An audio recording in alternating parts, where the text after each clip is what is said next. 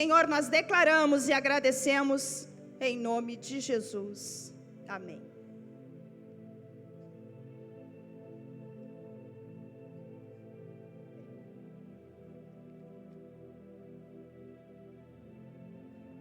Meus amados irmãos, eu quero com muita alegria nesta noite saudar a todos com a paz do Senhor, amém?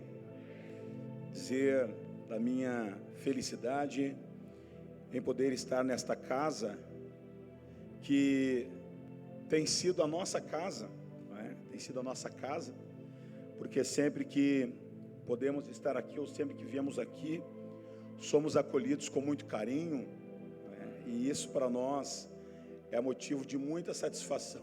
Eu quero cumprimentar o aniversariante, pastor Wagner. Ele é um cinquentenário, mas ele tá, eu falei para ele tá inteirão, tá. Parece aqueles fuquinha reformado que tu dá uma pinturona, tu coloca banco de Passat, tá bem inteirinho. Deus abençoe o pastor Wagner, pastora Nádia, este casal que nós amamos, que nós aprendemos a amar, e parece que quanto mais nós convivemos, mais nós amamos. Muito obrigado pelo carinho, pela oportunidade. Presidente da nossa convenção, presidente desta Assembleia de Deus, Ame Luz das Nações, dessa associação missionária, tem sido um amigo, um pai, um parceiro, um companheiro. A gente chora as pitangas, a gente ri junto, a gente chora junto também, porque eu acho que não dá para viver só de riso, né? Eu gosto de rir bastante, mas não dá para viver só de riso. Que Deus abençoe, pastor Wagner. Deus sabe a sinceridade e a franqueza das minhas palavras, o carinho que tem pelo Senhor, o respeito.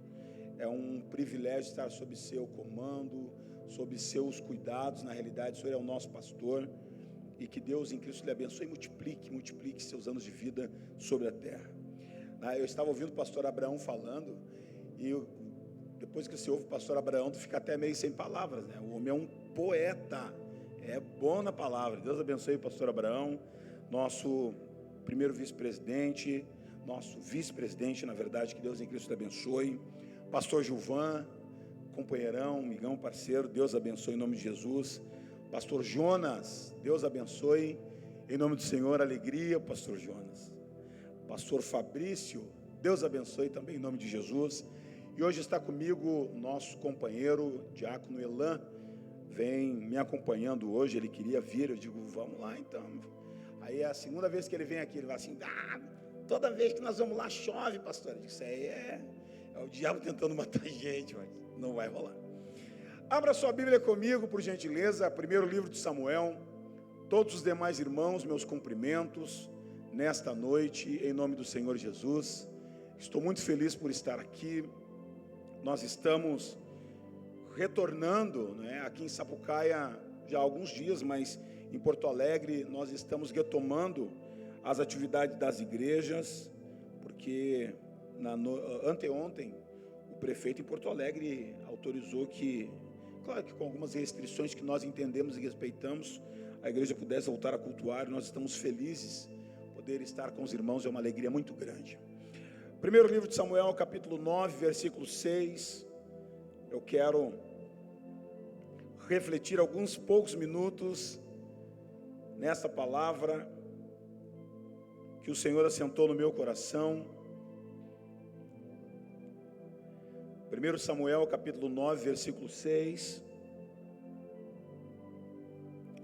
Nós vamos ler somente a parte A, só a parte A, e depois nós vamos nos deter naquilo que complementa esse versículo bíblico.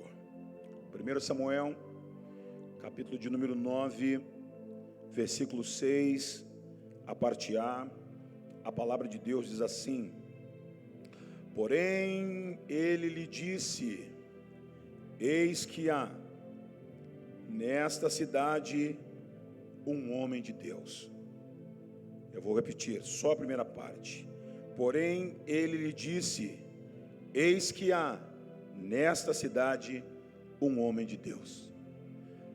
Quantos creem que em Sapucaia tem um homem de Deus? Eu creio que nessa cidade é um homem de Deus. Pastor Wagner é um homem de Deus, assim como Samuel, um homem de Deus na cidade em que estava. Podeis tomar assento, que Deus em Cristo vos abençoe. A primeira questão que nos vem à memória, o que nos vem à mente, é qual seria a definição perfeita para identificar ou classificar um homem de Deus. Nós estamos vivendo um tempo em que a expressão homem de Deus se tornou banalizada. Você assume o altar, prega uma palavra, é homem de Deus. Você recebe uma oportunidade, canta um louvor, a igreja recebe, é homem de Deus. Você é um político, amigo da igreja, abre algumas portas, facilita algumas coisas, é homem de Deus. Ou seja, nós estamos vivendo a banalização da expressão. Todo mundo é homem de Deus. Você pode ver, irmão, todo mundo é homem de Deus, todo mundo é mulher de Deus, todo mundo, o negócio virou a casa da mãe Joana, todo mundo é homem de Deus. Só que na realidade, a própria Bíblia, ela é muito clara, e eu quero que você entenda isso. A Bíblia fala com muita nitidez acerca das marcas de um homem de Deus. Para que você tenha uma ideia, são poucos os homens que na Bíblia Sagrada recebem este título, recebem essa alcunha, homem de Deus. Só para você ter uma ideia, um homem de Deus que a Bíblia apresenta, Moisés é chamado de homem de Deus. 5 vezes Moisés é chamado de homem de Deus. Deuteronômio capítulo 33, versículo 1, a Bíblia diz assim: esta é a bênção que Moisés, homem de Deus, deu aos filhos de Israel antes da sua morte. Para que você crie um parâmetro, nós falamos de Moisés, e você sabe bem quem foi Moisés. O segundo homem que recebeu o título na Bíblia Sagrada de homem de Deus foi o profeta Elias. O profeta Elias foi chamado de homem de Deus na Bíblia 7 vezes. Primeiro livro de Reis, capítulo 17, versículo 18, a Bíblia diz assim: e a mulher reclamou ao profeta, dizendo: o que eu te fiz, homem de Deus? Ou seja, Elias era sim um homem de Deus, e nós não temos dúvida disso. No Novo Testamento, um dos obreiros que recebe a alcunha de homem de Deus foi Timóteo. O apóstolo Paulo, quando estava falando a Timóteo acerca do amor ao dinheiro, ou do risco que há em amar o dinheiro, ele disse assim, 1 Timóteo capítulo 6, versículo 11: tu porém, ó homem de Deus, foge dessas coisas, antes segue a justiça, a piedade, a fé, o amor, a constância, a mansidão. Samuel é chamado de homem de Deus por 4 vezes. É importante que você entenda o contexto no qual Samuel foi assim chamado. O capítulo 9 do primeiro livro de Samuel explica que Quis, pai de Saul, mandou Saul até Samuel. Então veja, Quis, pai de Saul, aquele que seria o monarca em Israel, manda Saul, acompanhado de um servo, para resgatar algumas cabras que estavam perdidas. A Bíblia diz que Saul e o seu moço saíram pelos campos, saíram pelas montanhas, e não encontravam as cabras perdidas. A Bíblia diz que eles já estavam há dias longe de casa, e Saul teve uma percepção que todo filho deve ter. Ele compreendeu que agora, pelo tempo que eles estavam longe de casa, o cuidado ou a preocupação do seu pai já não seria mais com as cabras perdidas, a preocupação agora seria com eles, os dois. Então Saul disse: vamos embora, nós vamos voltar, porque se nós permanecermos aqui, a preocupação do meu pai não será mais com as cabras, será conosco. Então eles estavam se preparando para ir embora, e o servo de Saul teve uma ideia. Ele disse: espere aí, aqui nessa cidade tem um homem de Deus. Eu vou repetir até você dar glória a Deus, irmão. Aqui nessa cidade tem um homem de Deus. Aleluia! Ou seja, não era uma dupla de homens de Deus, não era um trio de homens de Deus, não era um grupo de homens de Deus. Naquela cidade havia um homem de Deus. E o servo de Saul explica porque esse homem era um homem de Deus. Ele diz: homem honrado é. A primeira marca de um homem de Deus é esta: ser honrado. Ele diz, ele é homem de Deus por quê? Primeiro, homem honrado é. Segunda marca de um homem de Deus, ele diz, tudo o que ele fala, infalivelmente acontece. Você pode glorificar a Deus por isso? A primeira marca é a honradez, homem honrado é. A segunda marca é a credibilidade. O servo diz, tudo o que ele fala acontece infalivelmente, ou seja, se ele falar alguma coisa, vai acontecer. Se ele profetizar alguma coisa, vai acontecer. Se ele disser que Deus tem uma vitória para você, Deus tem uma vitória para você. Se ele disser que Deus vai te levantar, acredite, Deus vai te levantar, porque ele é homem de Deus e tudo que ele fala, infalivelmente acontece. E a terceira marca de um homem de Deus, que foi identificada, que foi capitulada por este servo de Saul, ele dá a terceira marca, ele diz assim, certamente ele nos mostrará o caminho. Quantos podem glorificar o nome do Senhor?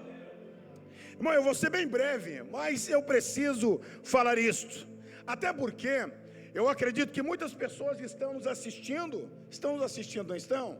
Então é importante que você que está na sua casa, assim como nós que estamos aqui na congregação, entendamos que antes de você olhar para alguém e dizer, esse aí é homem de Deus, é importante que você reconheça, pelo menos essas três marcas na vida deste homem. Ele deve ser honrado, ele deve ter credibilidade, e as pessoas devem atentar para as coisas que ele fala. Se ele não é honrado, ele não é homem de Deus. Pode ser um homem simpático, querido, agradável, educado, cordial, de boa falácia, de grande oratória, mas se não é honrado, não é homem de Deus. Segundo, tudo que ele fala infalivelmente acontece. O homem que é homem de Deus, ele necessita obrigatoriamente de ter credibilidade. As pessoas ouvem o que ele fala e acreditam, porque sabem que infalivelmente o que ele fala vai acontecer. Se ele fala e não acontece, se ele declara e não acontece, se ele profetiza e não passa de mais uma história bem contada, acredite, ele não é um homem de Deus. E em terceiro lugar, a terceira e última marca de um homem de Deus é ele que mostra o caminho. Oh, glória a Deus. E acredite, ele não só indica o caminho, ele não indica o caminho, ele mostra o caminho e vai na frente. Ele vem por aqui, é por aqui que nós vamos, é por aqui que nós vamos, é por aqui que nós vamos. Glória a Deus e aleluia. Eu quero que você entenda a primeira marca de um homem de Deus: homem honrado é. A Bíblia diz que a honra é um princípio necessário para aqueles que querem servir ao Senhor. No primeiro livro de Samuel, no capítulo 2, a Bíblia vai nos dizer que o jovem Samuel crescia e fazia-se agradável, assim para com o Senhor como para os homens.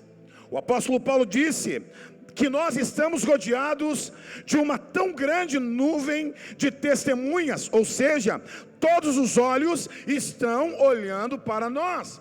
Aquilo que fazemos, aquilo que falamos, a nossa forma, o nosso proceder, o nosso caráter, as pessoas estão olhando para nós, ao passo que, se elas olharem para nós e não observarem em nós a honra peculiar daqueles que servem a Deus, naturalmente as nossas palavras não terão efeito. Eu vou repetir, o maior efeito, o maior testemunho não está naquilo que nós falamos, está naquilo que nós somos. Porque as pessoas ouvem o que falamos, mas acredite, elas guardam o que elas veem. Isso a psicologia comprova. 90% daquilo que nós guardamos é aquilo que nós vemos. Então acredite, quando as pessoas olham alguém honrado e eles entendem que essa pessoa é honrado, ele vai dizer, este aí é um homem de Deus, ele é honrado, ele tem uma palavra só, ele tem um caráter ilibado, é um homem que tem uma postura diante de Deus, diante dos homens. A Bíblia diz que a honra Foi o grande segredo da igreja primitiva. A Bíblia chega a dizer que a igreja começou a crescer, a crescer, a crescer, e os discípulos caíam na simpatia de todo o povo, e a Bíblia afirma que até os sacerdotes começaram a seguir a fé. Sabe o que é isto? Princípio de honra. A pessoa olha e admira, a pessoa olha e diz: eu quero ser parecido, eu quero ser igual. Homem honrado é. Quando este servo olhou para Samuel, ele disse: nesta cidade tem um homem de Deus. Certamente Saul perguntou: mas por que você acha que ele é um homem de Deus? E ele explica: ele tem honra, ele é honrado, ele é um homem honrado, aleluia. E o homem honrado, acredite, um homem honrado a gente vê de longe. Vê ou não vê, Juliano? A gente vê de longe. A gente, acredite, nós não vemos a honra de alguém a partir do que ele posta. Nós não vemos a honra de alguém a partir da foto que ele transmite, que ele publica. A honra de um homem de Deus nós vemos no dia a dia, é na convivência, é no aconselhamento, é na hora do aperto de mão, do abraço. Nós sentimos: este é um homem de Deus, homem honrado é. A primeira marca é esta. Repita comigo, você que está aqui. A primeira marca de um homem de Deus: ele é honrado. Mais alto: ele é honrado. Diga: ele é honrado. Eu preciso que você entenda: Samuel se mostrou honrado num tempo de corrupção. Se você pensa que no tempo que Samuel se tornou sacerdote, que estava tudo bem, não estava tudo bem. Samuel se tornou sacerdote num tempo de corrupção moral, num tempo de corrupção política e num tempo de corrupção espiritual. Nós estamos, irmão, como nunca, nós estamos vivendo um tempo da mais absoluta corrupção. É corrupção em todos os níveis, é corrupção moral, é corrupção espiritual, é corrupção política. Os homens de Deus se distinguem por conta da sua honra. Aleluia, glória a Deus. O aspecto que coloca Samuel neste patamar está relacionado com os seus antecessores. Acredite você ou não, o sacerdote à época era um homem que tinha perdido a sua visão. E na minha mais absoluta simplicidade eu quero externar a minha opinião. Eli não perdeu somente a sua visão anatômica, física, natural. Eli perdeu também a sua visão espiritual. E no afã de proteger 2 filhos corruptos, ele ficou assentado na sua cadeira, enquanto Deus falava com Samuel. Oh, aleluia, aleluia. Eu sinto uma graça do Senhor aqui neste lugar. Eu sinto uma presença, irmão. Se você puder, só quem pode agora, levante a sua mão e engrandeça, exalte o nome do Senhor. Oh, que Deus nos revele mais homens de Deus, que Deus nos revele mais homens de Deus, mais homens honrados. Oh, glória a Deus, glória a Deus, glória a Deus. Enquanto Eli estava obscurecido por sua cegueira e por seu protecionismo familiar, acobertando o pecado dos seus filhos, Deus estava falando com Samuel. A realidade é que Deus está preparando uma limpa. Eu creio nisso, pastor Wagner. Deus está preparando uma limpa. Alguns que ainda tiverem um pouco de coragem vão renunciar suas posições e vão voltar para o lugar em que o Senhor possa restaurá-los. Eu creio, eu declaro isso em nome de Jesus.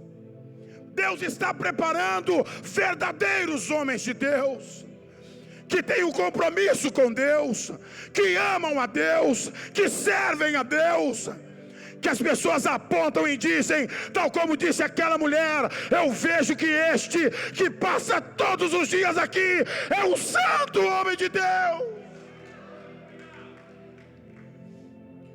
O homem de Deus não se vê pelo cargo que ele ocupa. O homem de Deus não se vê pela posição que ele está. É possível que você nunca ocupe um altar para ministrar a palavra, que você nunca tenha uma agenda, mas mesmo assim você pode ser um grande homem de Deus, pode ser uma grande mulher de Deus, porque os parâmetros bíblicos para classificar alguém como homem ou mulher de Deus parte pela honra. Seja honrado, seja honrado, seja honrado, seja honrado, seja honrado, seja honrado. A Bíblia diz que a quem glória, glória, e a quem honra, honra. Homens precisam, merecem ser honrados, desde que eles façam por onde. Nós estamos numa noite em que o nosso pastor presidente está sendo honrado porque ele é merecedor. Nós conhecemos, eu me recordo bem da nossa primeira reunião. Nunca vou esquecer da nossa primeira reunião aqui. Eu estava sentado ali, a minha mão esquerda, no cantinho. Cheguei atrasado aquela tarde, só aquela tarde. Quase nem chego atrasado, mas aquela tarde, ocasionalmente, eu cheguei um pouquinho atrasado. Eu estava ali, e todos foram chamados para se apresentar. Todos se apresentaram. E eu me recordo que muitos irmãos enalteceram a honradez do pastor Wagner Medina. Eu nunca vou esquecer desta tarde. Tarde de sábado, no mês de agosto. E todos enalteceram a grande figura, especialmente pela obra que exerce, pelo grande e incansável trabalho de atenção aos missionários que estão no campo trabalhando. Todos falaram, todos elogiaram, até que deram a palavra para a doutora, pastora, esposa Nádia Medina. E ela disse: minha gente, eu quero agradecer todas as palavras que vocês estão manifestando a meu esposo. E eu quero dizer, como esposa dele, alguém que convive com ele há anos, há décadas na verdade, ele é isso mesmo, ele é um homem de Deus. Aleluia. Porque, irmão, vamos pegar pesado aqui, vamos. Eu estou empolgado hoje. Fazia tempo que eu estava pregando só via live, quase não via mais gente assim, não estava acostumado. Pensei que eu tinha perdido o jeito, eu não perdi, Abraão, eu não perdi. Porque, irmão, tem homem de Deus que só é homem de Deus aqui no quadradinho mágico. Prepara aquele sermãozinho que baixou lá do Google, lá do YouTube, e vem aqui ele se transforma. E a patroa dele está lá embaixo dizendo assim: mas esse homem aí, isso aí não olha. Homem de Deus é honrado em todo lugar. Quando ele assume, quando ele sobe os degraus para assumir o altar, lá na bancada ou lá na nave da igreja, a esposa dele está dizendo: Jesus, usa meu marido, porque ele é um homem sincero. Essa mesma fé que ele transmite no altar, via live, é a mesma fé que ele tem lá em casa. Este amor que ele transmite com os companheiros, com os amigos, com os companheiros de ministério, ele transmite lá em casa. Ele é um homem de Deus. Ou seja, o primeiro elemento balizador, se você é ou não é um homem de Deus, é a pessoa que dorme e acorda com você. É aquela que te olha quando está com os olhos cheios de remela. É ela. É ela. Se ela dizer que você não é homem de Deus, acredite, não vai ser o seu pastor que vai dizer. A primeira marca de um homem de Deus: homem honrado é. A segunda marca de um homem de Deus, a segunda marca de um homem de Deus, ele tem credibilidade. Tudo o que diz acontece infalivelmente. A palavra infalível significa sem a menor chance ou sem a menor probabilidade de falha, incapaz de errar. Ou seja, a credibilidade é uma marca daquelas pessoas que falam que vai acontecer e acontece.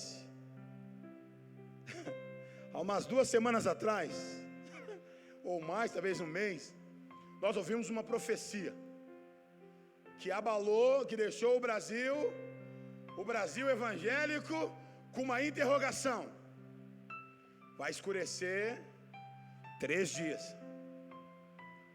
E os demônios vão ser libertos para andar na rua 3 dias. A ordem da profecia era essa: tem que fechar a porta, porque se você abrir a porta, o demônio vai entrar pela porta. Outra parte dessa profecia: o demônio vai se apoderar dos parentes. Isso faz tempo já, né? Da sogra.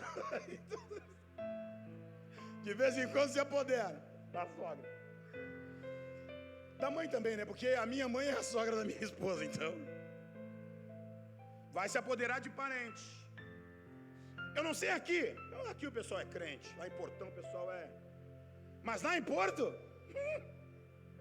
no dia 8, que era o dia marcado para o cumprimento da profecia, não rolou nada. Tudo tranquilo, iluminação, tinha demônio na rua. Mas no sábado, lá no meu bairro, eu moro na Loma do Pinheiro, depois da Coreia do Norte, a Loma do Pinheiro. Por isso que eu me atraso. O senhor entendeu? Nós fomos lá empossar um obreiro. Fomos lá inaugurar uma... Não foi? Longe. O GPS lá diz: estou abandonando o veículo. O GPS larga de mão. Larga ou não larga, Juliana? Fala você. Larga ou não larga? Larga. O GPS lá vaza, mano. Fica não. E lá na Loma do Pinheiro, sexta-feira, dia 8, beleza pura, pastor. No sábado, 6 horas da tarde, faltou luz. Repito aqui, eu não sei, mas há meus crentes, tinha gente jogando no chão, ligando para mim para conversar pecado. Foram meia hora de escuridão lá na região onde a igreja está instalada. As pessoas chorando. E bem na hora, tem uma irmã que vende salgadinho, vende sonho. Um sobrinho dela bateu e disse: tia, tem sonho? E a prima respondeu: não tem, Satanás. Em nome de Jesus eu te repreendo, Satanás. Que a profecia era essa: o demônio vai vir pela rua, vai usar parente. Com um monte de cliente que ela tinha, foi logo um primo querer comprar sonho.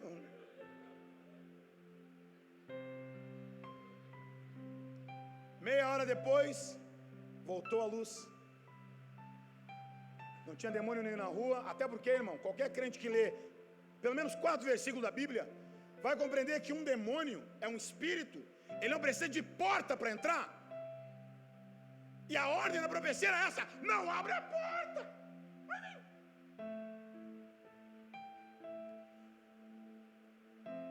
Eu pergunto para você: dá para acreditar no profeta desse, sim ou não? Não. Não dá, irmão.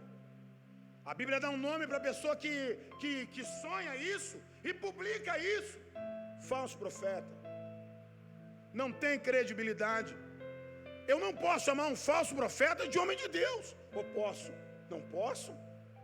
Porque a Bíblia diz que o homem de Deus é honrado. E tudo o que ele fala, infalivelmente acontece. Samuel falava e acontecia. Samuel profetizava e se cumpria. Samuel orientava e a pessoa podia seguir passo a passo o que ele estava dizendo, porque Samuel ele tinha credibilidade. Todos os meses a gente recebe a prestação de contas da ANE. Todos os meses, de tempo em tempo, a gente recebe. E vem foto, como é que está o trabalho, como é que foi, quanto que foi enviado, para quem foi enviado. Sabe como é o nome disso? O nome disso é transparência. E acredite, a transparência gera credibilidade. Gera ou não gera? Gera. A pessoa sabe que o dinheiro que ela está ofertando, e no dia 30 nós teremos uma grande ação aqui. Você pode contribuir, pode se preparar para contribuir tranquilamente, porque aqui, irmão, o negócio é transparente e é por isso que há credibilidade. Onde há transparência, há credibilidade. Homem honrado é. Tudo o que ele fala, infalivelmente acontece. E eu encerro aqui falando acerca da terceira marca de um homem de Deus. Certamente, disse o servo, ele nos mostrará o caminho. Aleluia.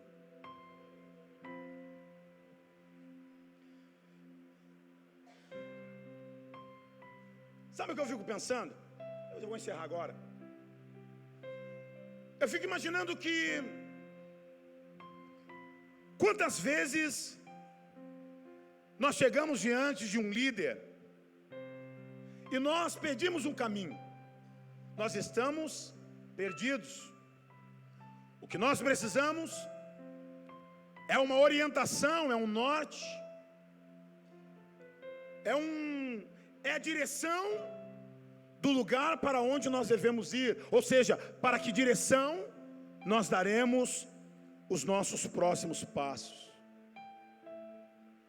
O verdadeiro homem de Deus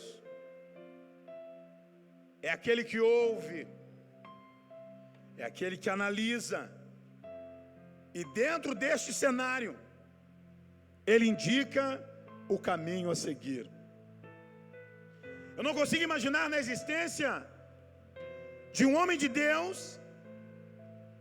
que compactua, por exemplo, com a desobediência. Não consigo imaginar no homem de Deus que promove a rebelião. Não consigo imaginar na existência ou na classificação de um homem de Deus que não se submete à vontade de Deus para orientar alguém. Eu diria que existem pelo menos dois vales. Dois vales. Você que está aqui, repita comigo. Existem dois vales. Dois vales que nós iremos chegar. Mas existe um vale que nós teremos que passar.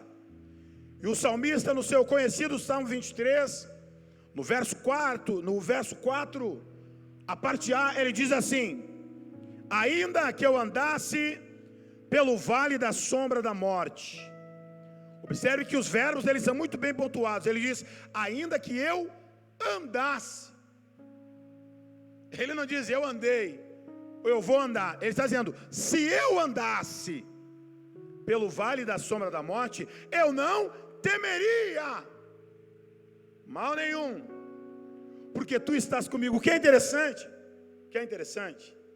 é que ele diz, se eu andasse, eu não temeria, porque tu estás. O verbo andar e o verbo temer são conjugados numa pessoa. Já o verbo estar é conjugado em outra, no presente indicativo. Ele diz, se eu andasse, se eu temesse, eu não temeria, porque tu estás comigo. Ou seja, tu estás comigo hoje, tu estás comigo amanhã, tu estás comigo depois de amanhã, tu estás comigo durante o coronavírus, tu estás comigo nesse câncer, tu estás comigo nessa gripe, tu estás comigo nesse resfriado forte, tu estás comigo com essa dor de cabeça, tu estás comigo. Eu não vou temer, ainda que eu andasse no vale da sombra da morte, eu não temeria mal nenhum, porque tu está comigo. A tua vara e o teu cajado me consolam. Então o vale que o salmista apresenta no Salmo 23 é o vale da sombra e da morte. Diga comigo, vale da sombra e da morte. Mais alto, vale da sombra e da morte. Ainda que eu andasse, ou seja, ele não andou, eu não temeria. Ele não temeu, por quê? Porque o Senhor estava com ele, o Senhor está com ele. Mas existem dois vales que nós andamos. O primeiro vale é o vale de Baca. A palavra Baca no hebraico é lágrima. Ele diz assim, e para você que ainda não leu, é um salmo que diz isso. O Salmo 84, verso 6. Salmo 84, verso 6, a palavra de Deus diz assim. Eu vou ler para ti, irmão, para te ficar na paz do Senhor. 84, 6, palavras do salmista. Bem-aventurados os que habitam em tua casa, louvar-te-ão continuamente. Esse é o 4.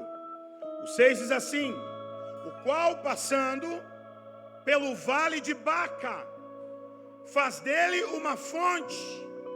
O vale de Baca é o vale de lágrimas. Repita comigo: o vale de Baca. Tá feio, gente. Mais alto um pouco. O vale de Baca é o vale de lágrimas. Repita: Baca é lágrima. Diga: Baca é tristeza. Diga: Baca é angústia. Nós vivemos um tempo em que muitos de nós, pastor Wagner, estão passando pelo vale de Baca. Estão lacrimejando pelo caminho, evangelista Juliano. Estão chorando, estão aos prantos. Muitos deles porque perderam seus entes queridos. E o Brasil tem pelo menos milhares de pessoas que estão chorando seus mortos. Muitos porque chegaram a ser atendidos, mas não conseguiram pleitear, lutar por suas próprias vidas. E outros sequer tiveram oportunidade de atendimento. Para mim, isso é razão de chorarmos. E a palavra diz que nós devemos chorar com os que choram e nos alegrar com os que se alegram. Este momento é momento de chorarmos juntos. É um exercício de empatia. Nós não podemos ignorar, mesmo para aqueles que descansam no Senhor. Nós não podemos esquecer que a morte é um castigo.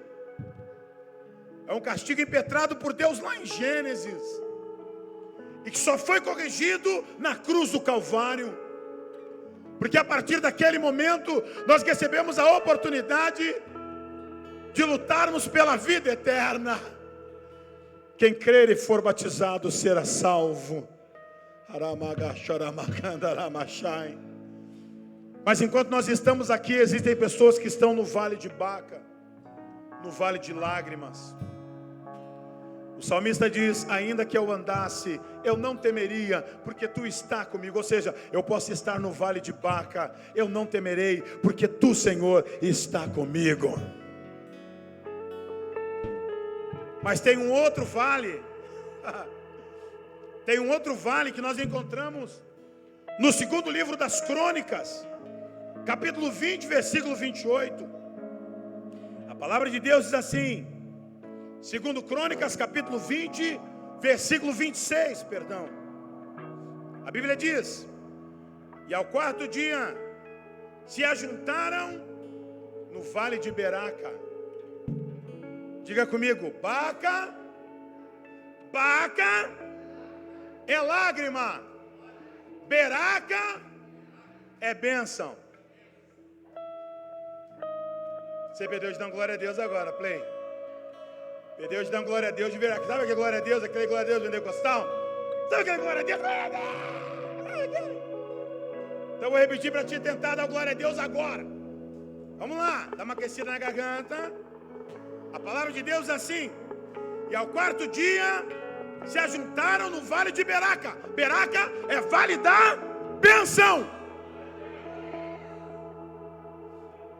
Não importa em que vale você está, se no vale da sombra da morte, se no vale de lágrima, eu declaro em nome de Jesus, receba isso, é profético para a tua vida. Isso é profético para você que está em casa. O Senhor está preparando um vale da bênção para você.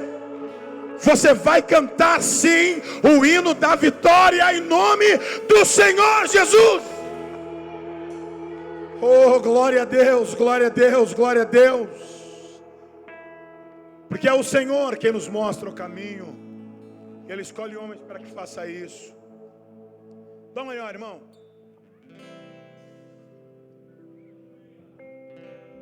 Se você já pensou em desistir, tenha fé e não pare de sorrir. Você vai ver que o inimigo não vai entender que o crente, até mesmo chorando, ele canta porque se chorar, chora nos pés do Senhor. Tem Jesus como seu consolador. Teu sofrer uma noite até pode durar, mas o crente sabe que a vitória vem pela manhã. Então cante assim: vou seguir os passos de Jesus, vou levar comigo a minha cruz. Se espinhos ferem os seus pés, eu vou descansar nos braços de Jesus. Quando o crente está firme nos pés do Senhor, ele passa pela prova. O inimigo se levanta, mas tem que cair. O crente não deixa a cruz, mas leva até o fim. Se cair 1000 ao seu lado, ele não cede não. Sempre está protegido por um batalhão. Deus dá ordem aos seus anjos para proteger. Bem guardado desse jeito, desistir, porque eu vou seguir o quê? Os passos. Vou levar comigo a minha cruz. Se espinhos ferem